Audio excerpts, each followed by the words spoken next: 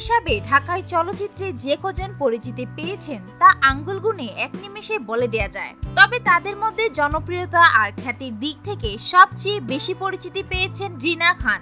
4 দশকের ক্যারিয়ারে এই অভিনেত্রীকে পাওয়া গেছে নানা মাত্রিক কটু।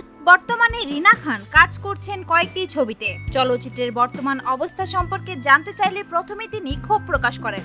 রিনা খান বলেন, এখনকার অধিকাংশ শিল্পীরাই কাজের প্রতি দায়িত্বশীল নয়, তারা শুধু অর্থ আর খ্যাতির পেছনেই দৌড়াচ্ছে। যারা কাজকে ভালোবাসছে না তারা এই ইন্ডাস্ট্রিতে বেশি দিন টিকবে না। চোখের সামনে অনেককেই ঝরে পড়তে দেখেছি। তিনি আরো বলেন, এখনকার যারা কাজ করছে অনেকেই সময় মতো শুটিং এ আসেন না।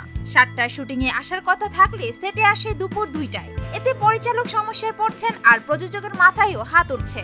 আমি শাবানা আপার সঙ্গে অনেক ছবিতে কাজ করেছি, তিনি কখনো দেরি করে শুটিং এ আসেননি। 7টায় কল টাইম থাকলে তার আগেই সেটে এসে হাজির হতেন, বরং আমার আসতে মাঝে মাঝে দেরি হলে এসে সরি বলতাম। সুপ্রিয় দর্শক, বিনোদন জগতের আরো নিত্য নতুন খবর জানতে আমাদের চ্যানেলটি সাবস্ক্রাইব করতে ভুলবেন না।